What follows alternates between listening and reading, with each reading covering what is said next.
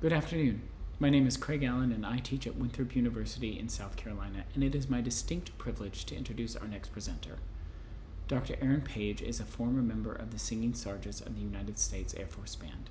He has performed for every living U.S. president and heads of state from Italy, France, China, Croatia, Poland, Canada, and Lithuania. Dr. Paige is currently an assistant professor of voice at Morgan State University. A 2021 NATS Intern, he has his DMA in vocal performance from University of Maryland. Help me give a warm NATS welcome through the interwebs to Dr. Paige.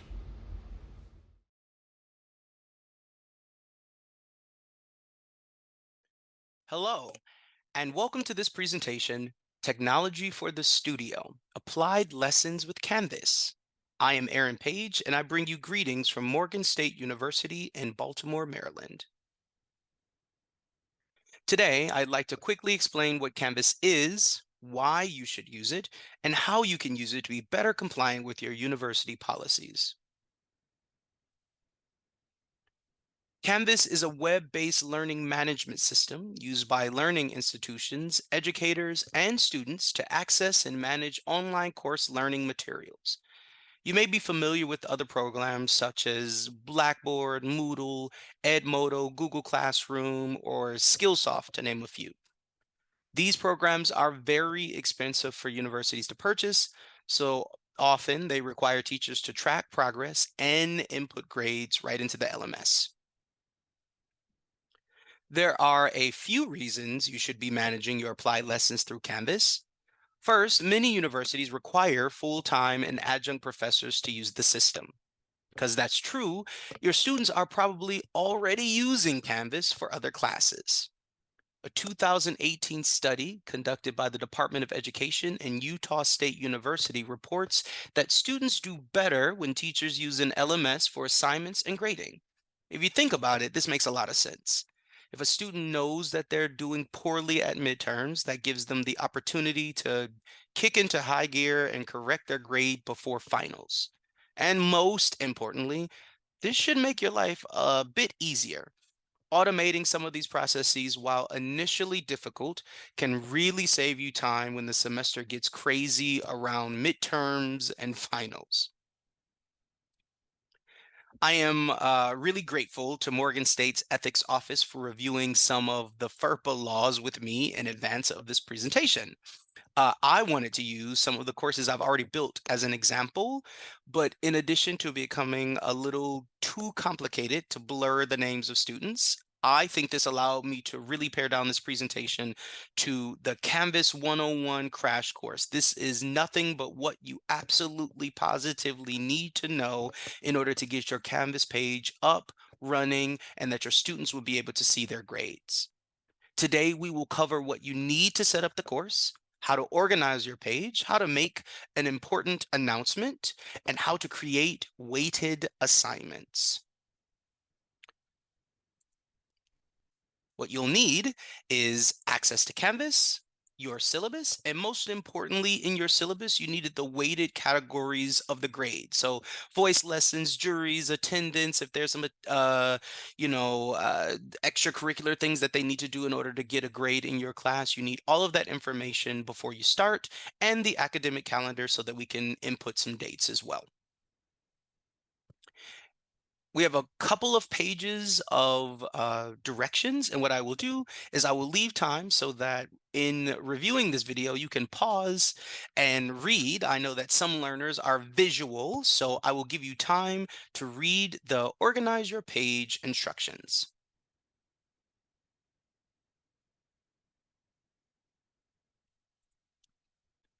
The instructions tell us to click the course tab to the left, select your desired course. I will use Sandbox Page 2. Scroll down to Settings. On the Settings page, we're going to click Navigation at the top here. And here is where we can rearrange and organize our Canvas page. And if I'm honest, this is so that the teacher isn't confused as to what is going on in the page. As you can see, there's tons of stuff you can incorporate in your Canvas page. And this varies from university to university. Not all Canvas systems are created equal. Some of them have all of the bells and whistles, and some don't. I generally leave up here things that I know that I'm going to use. We'll talk about announcements in a bit, assignments definitely. Discussions is a place that we could, let's say if we're talking about the use of schwa in French art songs, this is something that we started in our studio class, then I can continue that discussion with my students online. This is where we input the grades. People is really important. If you have students popping in and out of your class, or you want to make sure everyone is registered. Pages is another one I use just in case I have scholarships or NATS competitions that I want to send my students links for. Files I use often to upload things. I generally send my syllabus in a PDF. So you could leave files there to upload your syllabus, or you can input all of your syllabus through Canvas, Google Drive if your university supports that. And attendance is a fantastic place to quickly click through attendance. So let's say we're dragging some up and we're pulling some back down just to get the tabs that we need at the top. We're going to scroll down to the bottom, click save. And now we have a nice list of uh, links that we can click to organize our Canvas page. There is a little I with a slash, and that tells you that it hasn't been published yet. If you want to publish a page, you would just click this I, but we'll go and do that progressively. I'm going to click back to our presentation. Next, we'll talk about making an announcement.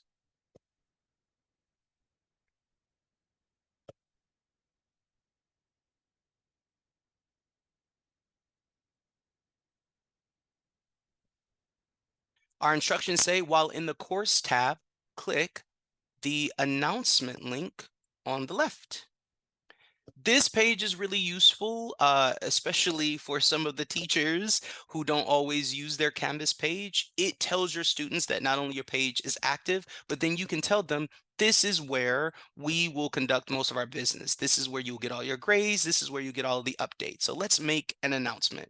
While in the course tab, click announcements on the left. On the announcement page, click the blue announcement button on the right.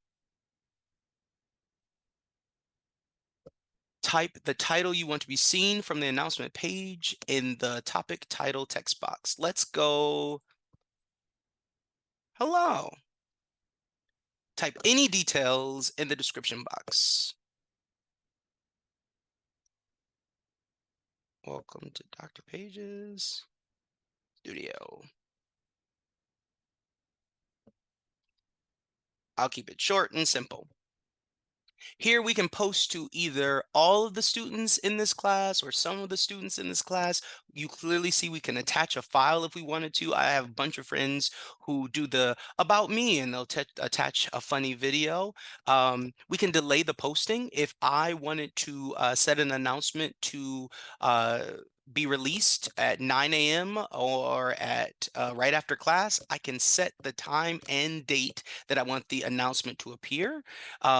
This will allow users to comment. I would encourage you to use that at your own discretion, allowing students to comment to your announcements. But after we get everything we want done from our announcement page, we go down to the right, we push the blue publish. And as you can see, that I disappeared here. We'll click the announcement page just to see what it looks like for the students. And there it is. Hello, welcome to Dr. Page Studio. I think it gives you about 150 characters. So if you go past that, it'll just have an ellipsis at the end, and students will have to click in here to see what the announcement is. I think this is a really great page because if for some reason, let's say I need to delay class, if I'm in a meeting and I can't get to class on time, I'll tell the students, hey, Dr. Page is arriving at 10:03, please don't leave, or hey, canceled with classes canceled because of snow, or please make sure that you are prepared for the quiz today. Announcements are a really great tool to get the students' attention about something happening in class. We'll go back to our presentation. Create assignments. These instructions are broken up into 3 parts, so I'll give you time for each. Like I said, in watching this video, please feel free to pause just so that you may read the instructions.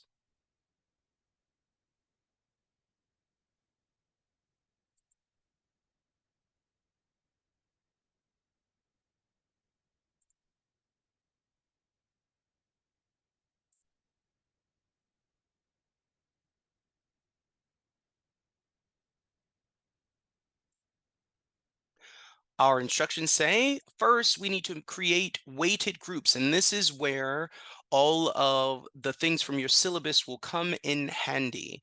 While in the course tab, click the assignments link. I'm going to click that assignments link. On the assignments page, click the blue plus group button. These numbers and the colors that I'm saying vary from university to university. My buttons were blue or green or red at some point, so they change quite often. But it'll be the plus group button that you need here.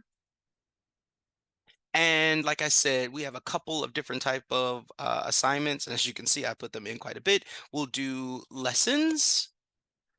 Um, and then I can either put here, but I'll wait and show you do that afterwards if you don't put them in here. Save. And then we will have, I do a midterm jury. And then I definitely do attendance.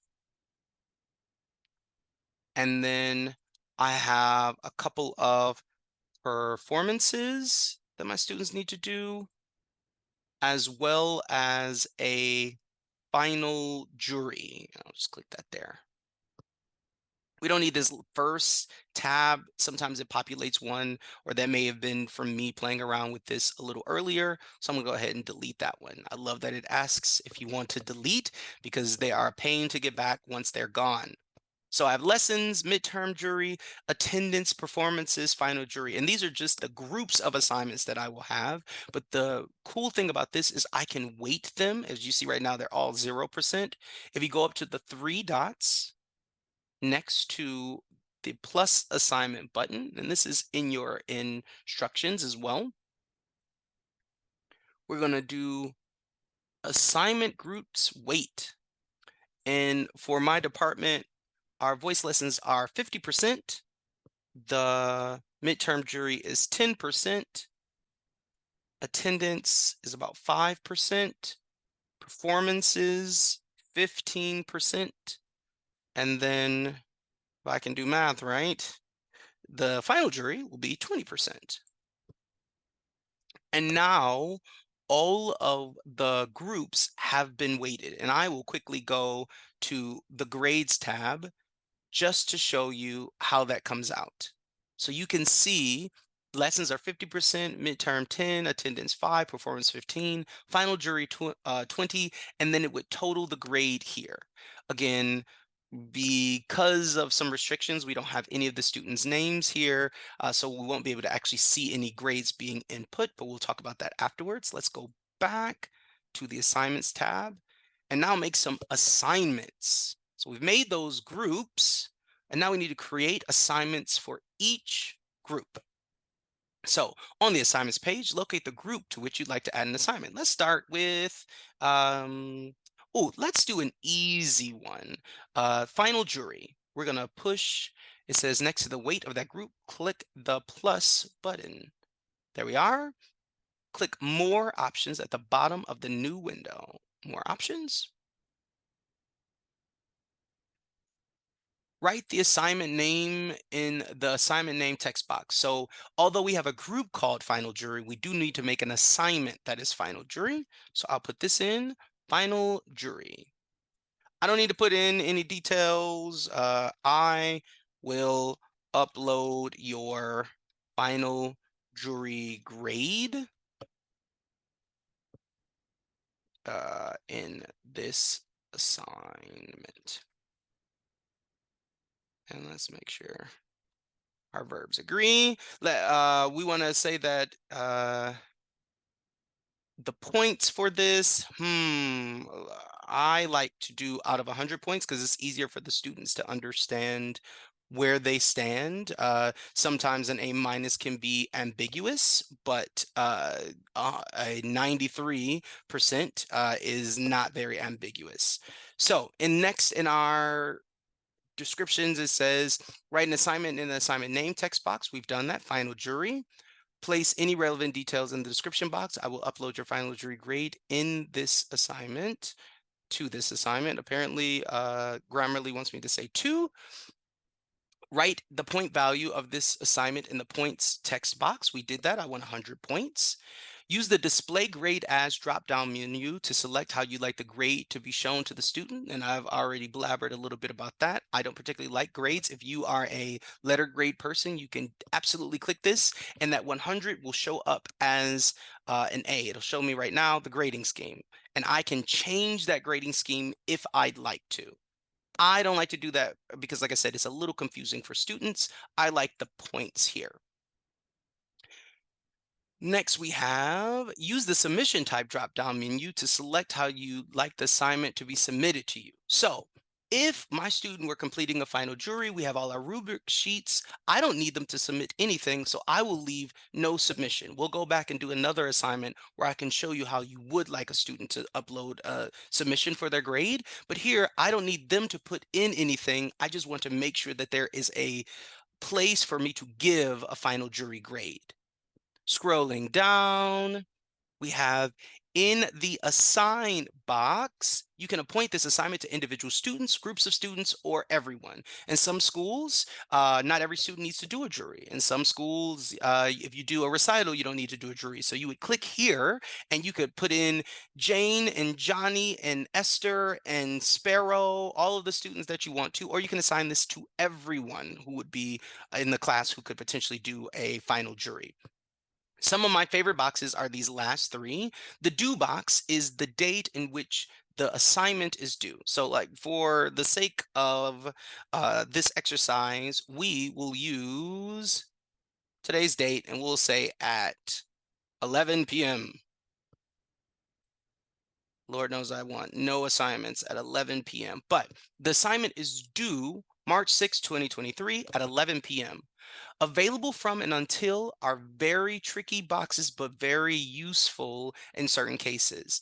The available from box tells us when this assignment will populate. So if you were assigning quizzes through Canvas and you wanted it to come live, not at 11 p.m. when it's due, but early in the day, let's say we give them from 11 a.m. is when this opens, and it is due at 11 p.m. The until box tells you when the assignment disappears. So that means let's make this the same time. I'm just going to copy this, make it easy. At 11 p.m. on March 6th, this assignment will disappear from the student view. They can no longer submit anything. Also, tell your students to be wary that if they're trying to upload something at 10:59, it may not make it. I love this as a means to teach my students professionalism and timeliness, that 11 p.m. means 11 p.m. and not 11:01, because they would not be able to actively submit an assignment. This last box you can tick as an optional thing. Notify users that this content has changed. For some reason, something may have changed about the assignment. You could go in, update it any way you want to. As you can see, you can add YouTube links or hyperlinks. And then I would tick and say, notify users that this content has changed, because it will give the students an alert that something has changed. But in this, we are not going to let the students submit anything. We will put the grades in ourselves. I'm going to save and publish. And if we go back to our assignments page here on the left, you can see with that final jury, we now have an assignment. You will need to assign an assignment to each of these groups. I want to do the lessons just to show you exactly how to make an assignment where students can upload a video, a document, anything to you. So do it again. find the group next to the weight, push the plus, more options. Here we're going to say song 1. As you see, I assign a lot of song 1s. And here I will say upload a video of a performance of song 1. I want this to be, let's say, 10 points. I want it displayed as points. Submission type then changes. There is a really cool version for on paper. If you have students that you evaluate their performances of memorized songs in your studio and you are old school and you like to use your own paper rubric, I can click on paper, and just like we did for the final jury, I can upload those points and upload the comments myself. But if I want to say that the submission type is online and I want the students to upload a video of themselves doing something, I can tell them to upload and give them many different options for how they can upload their assignment to me. Text, website URL, media recordings, file uploads, and this gives them the opportunity, whether this assignment 1 is upload a picture of your IPA for song 1. Boom. Then this website URL and media recordings, they can absolutely positively upload a picture from their phone, because Canvas is probably on their phone as well, to this assignment. But if I want them to upload a video, this gives them all of the options, excuse me, to upload, be it from YouTube, be it directly from their cell phone. They can upload to this assignment. I'm going to delete this out of here. I don't want to confuse our fake students, but we've got the submission type. Going down, none of this stuff is necessary right now, just for our easy peasy way. We are going to make this again. Dr. Page is a stickler about the times that he gets things turned in. 11. We'll open it again at 11 a.m. Done. We're going to copy this. We definitely want it to be 11 o'clock sharp. And then we'll copy this and put it in the until file. So we have all of those things. Notify the user this content has changed. Save and publish. Let's go back to the assignments page by clicking this link here. And now we can see that in lessons, there's one song. And I'll just do rapid fire, adding some. So let's say song 2, and we'll make that one 10 points. And I won't go into more options just for the sake of showing you how this turns out. Then song 3, and we'll put that in as 10 points as well. Save and publish. Song 4, 10 points.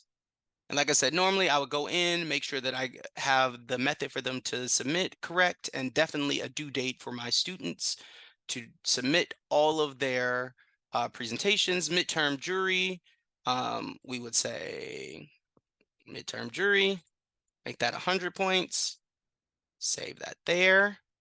Attendance, let's say one lesson per week, and it's 16 weeks plus a studio class, 32.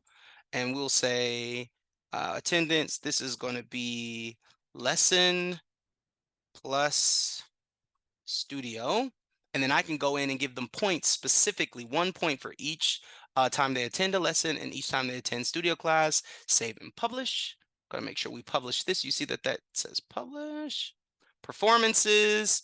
Let's say we do one of these for a studio class performance. We'll give them 10 points for that. Save and publish.